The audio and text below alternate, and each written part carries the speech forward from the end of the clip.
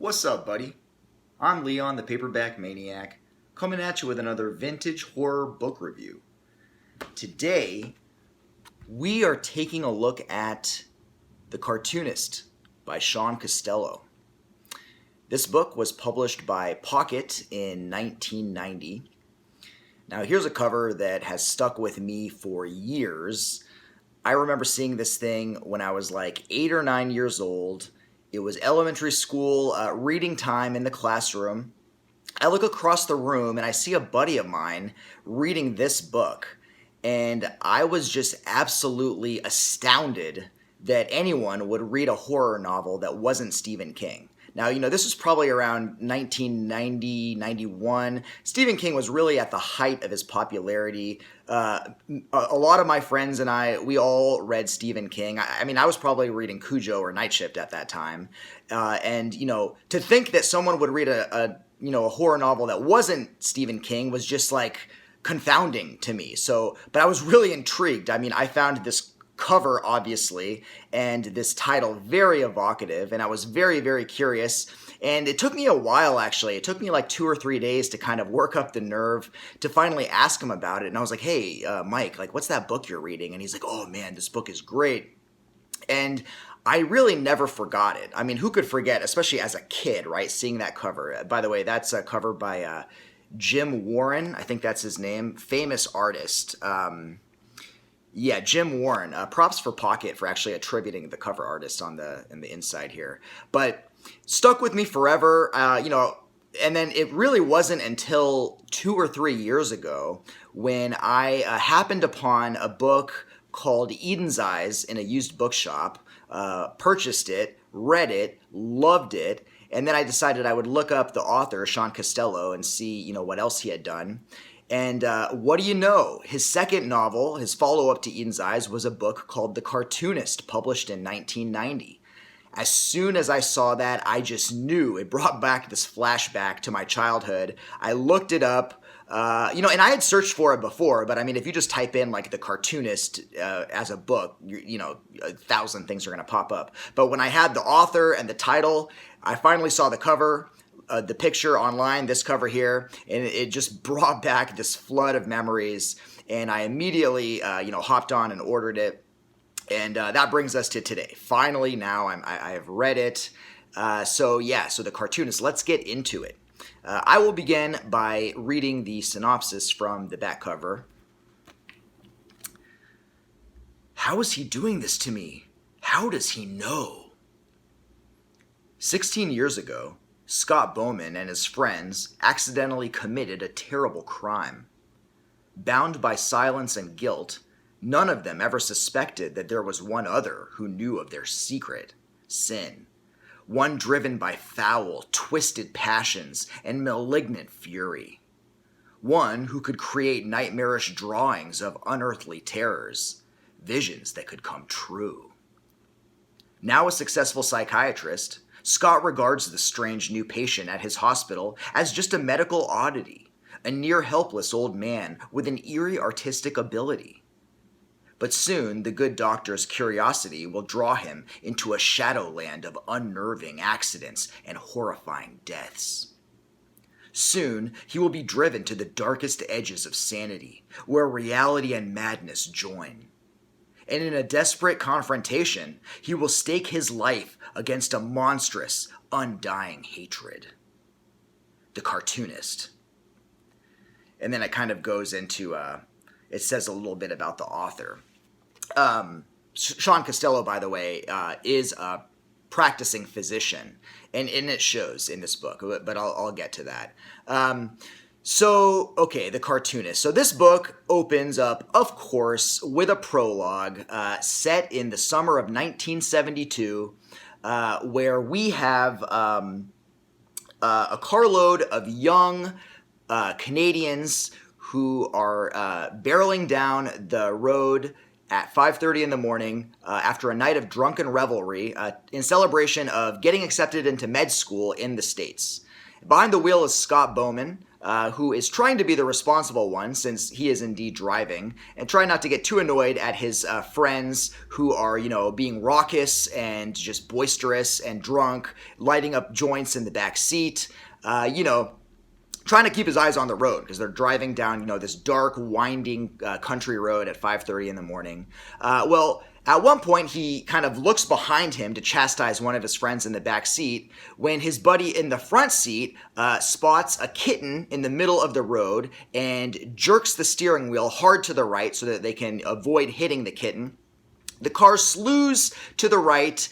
It does just miss the kitten, but instead hits a pale 10-year-old little girl who is standing on the side of the road. And the description of this collision is pretty brutal. So, we've got the chrome bumper taking the girl just above the knees, folding her onto the hood. Her skull strikes the hood with a metallic thud, and then she rolls up the hood, and then her face is like kind of squashed against the windshield. Her eyes are staring right at Scott's, who's driving. And then her head hits the windshield again a little harder, causing the glass to shatter inward. And then Scott is just kind of faced with her. She's kind of hanging there for a moment, suspended there, her eyes just looking right at Scott's before she kind of falls away to the side of the road. Now, Scott and his friends are in a state of shock, of course. They're still drunk and high. They get out of the car. They approach this lump, this body, this crumpled body on the road. Scott, goes up to her. He knows this little girl is dead, the minute he sees her. But he goes up, he kind of puts his hands behind her neck and kind of brings her up, her head is lolling back. Her eyes are, creepily still open, and she's still staring at him. When he gets closer, he sees that she is an albino, actually. She's got this kind of ethereal, ghostly pallor. Her eyes have no pigmentation, and they're actually reflecting sort of like a hellish red in the brake lights of the car. And, and she's dead. And then Scott, he looks at his buddies look at him, he catches his friend looking both ways down the road. He knows what they're thinking, because he's thinking the same thing. He's thinking that they have got too much to lose. This girl is already dead.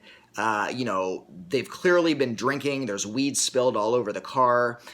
They just need to get the hell out of here, it's a tragedy, of course, but, what can they do? Are they going to really, throw away their own lives now because of this? They had just gotten into med school, so they hightail it out of there. So, now, flash forward 16 years to the present day of 1988. Scott Bowman is now a successful psychiatrist. He has a great life, a beautiful wife. He's got a beautiful little 10-year-old daughter. They have this awesome lake house out among the mountains of Ottawa.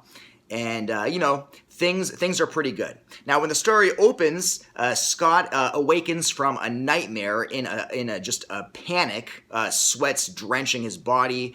It's another one of those nightmares he's been having, a recurring that relates to a recurring fear that he's had ever since he was, in med school, which is of being locked up in a white padded cell, and just being kind of appraised by these faceless people through a window in a room when really he is sane. He has this sort of irrational fear of being locked up, in a straitjacket and all this stuff when really he's sane. And it doesn't take the most astute reader to sort of read into this. I mean, who knows what these dreams could be? Could they be guilt? Well, it's no surprise that following this dream, he immediately goes to check on his beautiful little 10-year-old daughter, Kath, in her room to make sure that she's okay. So at the chronic ward where Scott works in the hospital, there is a new patient who has recently been admitted. An old man who has absolutely no identification. He's a John Doe. and who is a quote-unquote a diagnostic dilemma, because ostensibly he appears to satisfy all of the criteria for senility. He seems to have, very little sort of, cognitive function going on. However, his artistic ability is completely uncompromised, because actually this man was found with nothing but the clothes on his back and a knapsack containing a bunch of drawings and some pencils. And so he has been dubbed the Cartoonist by the doctors in the hospital, because they don't know who he is. And, all he does is sit there in his wheelchair and draw. And he is an amazing artist, an amazing draftsman. He draws these very lifelike pictures, all of them very, very macabre too. Things that would compare maybe to like the sorts of drawings you'd see in old EC comics. He likes to draw, zombies rising up out of moonlit graveyards. He likes to draw like these hideous bloated sea creatures stalking unsuspecting swimmers. All of these things. And he draws very quickly, and the drawings have this strange feel to them. It's almost like they're alive, right? And even more odd, he seems to also be drawing things that relate to current events, which doesn't really make sense, because how would he know that if he's senile? One theory from the doctors is that maybe he has these brief moments of lucidity in which he, kind of like listens to what's happening on his transistor radio, and then his subconscious kind of like draws these pictures. But very mysterious and kind of eerie new person, patient in the hospital, this old man dubbed the Cartoonist. Now, one thing that is odd is that this Cartoonist is sort of drawing things that seem to relate specifically to Scott. So one day, Scott dives off the dock in the lake near his house to try to retrieve his little daughter's bracelet that she had lost. And when he's under there, he looks up at the underside of the dock, and he realizes that it looks very familiar. He gets the sense of deja vu. And then he realizes that it looks exactly like a picture that the Cartoonist had drawn in the hospital. And then he thinks, this is crazy. How could the Cartoonist, know the underside of his dock? I mean, down to like the finest detail. Like it has the same barrels that are under there and the same like marks and everything. So he goes back down, dives down there with a camera to take some photos so that he can compare, the underside of the dock to the Cartoonist's drawing. And when he's down there, he gets trapped. He actually gets trapped under a rock, and the weeds are kind of clinging to him, and he almost drowns. It's kind of like a freak accident, but very, very odd.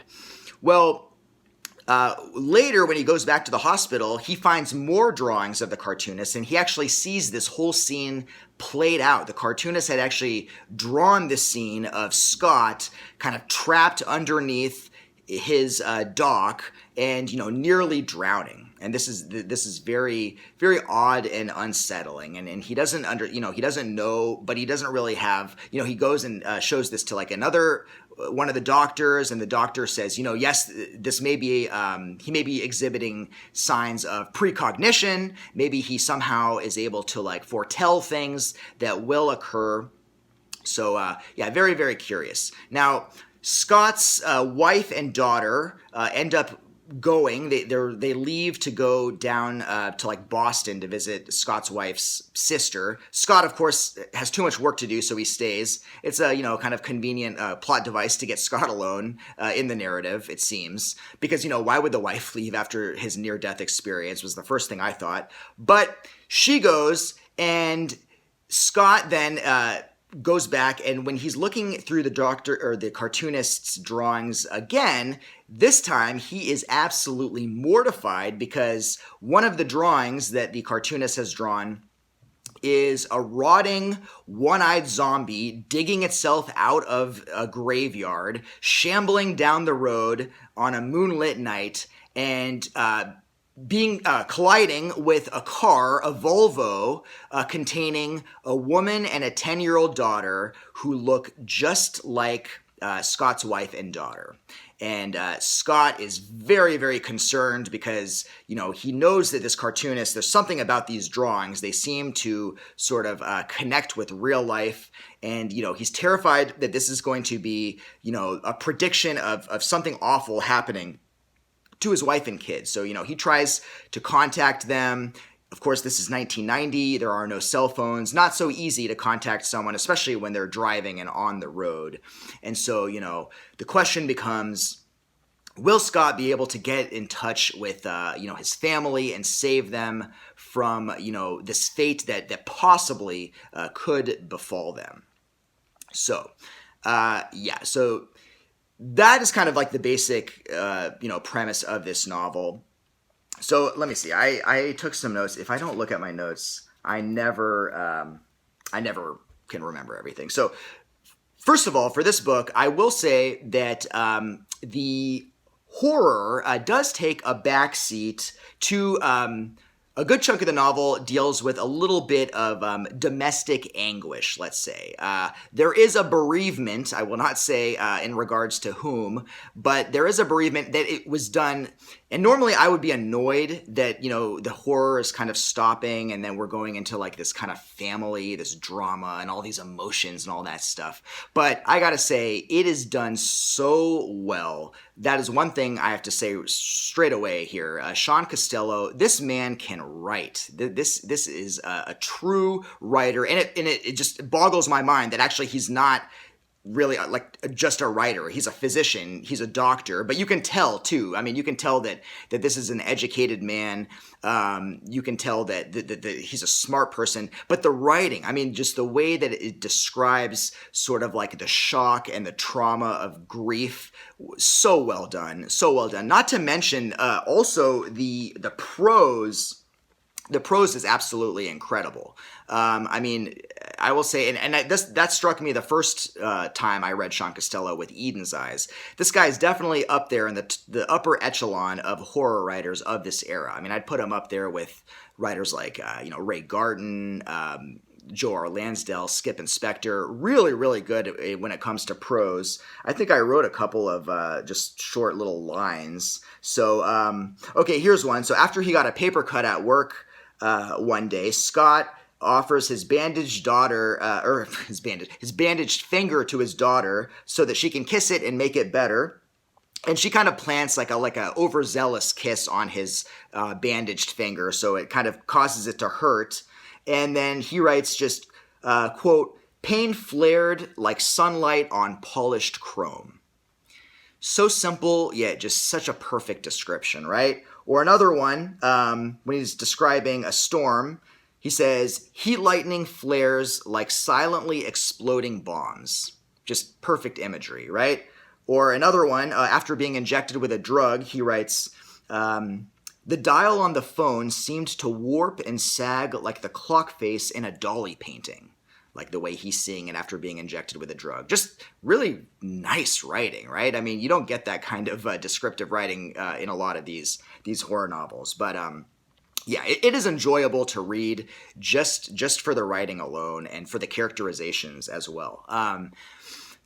As far as the cartoonist, the character here, the titular character, loved this character. I thought he was just such a creepy and mysterious character. I do wish that there were more of him, though, because we get him in the beginning, but then sort of after Scott sort of sees these drawings that indicate that his family may be in danger, he kind of leaves. He goes on a mission to save them. And then because of that, we, the reader, are forced to leave the cartoonist as well. And I kind of don't want that. I wanted to stick around with the cartoonist. I wanted to get more of his, creepy drawings.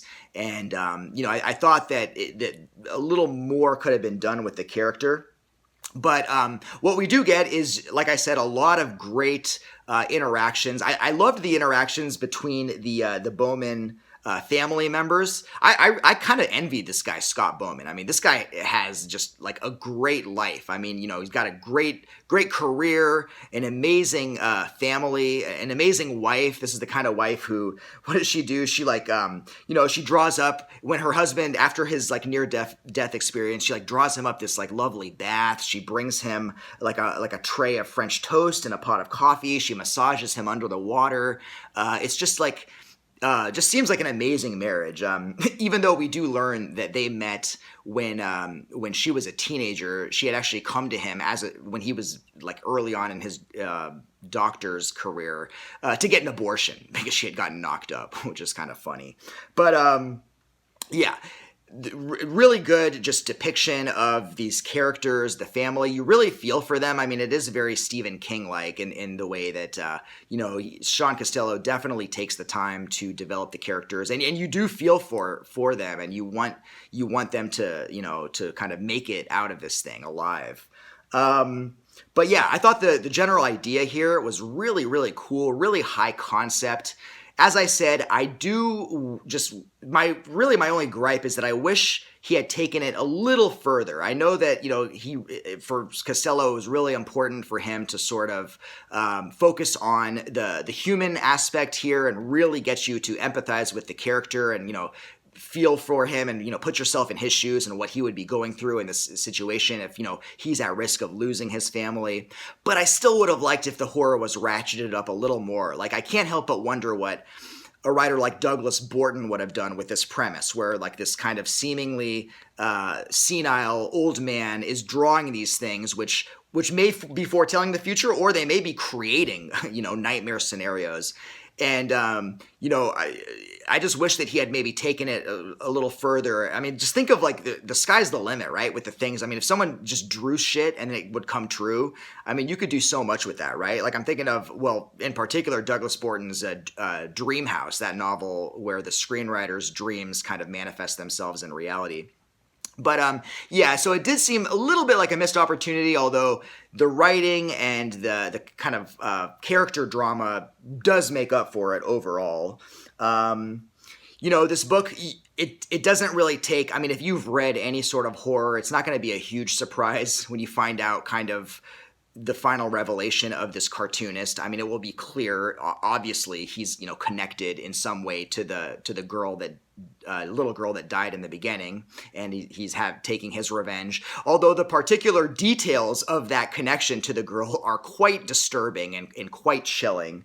And in the plot, as I said, even though it's kind of predictable, there are some surprises along the way, including, a death or two that, you may not see coming.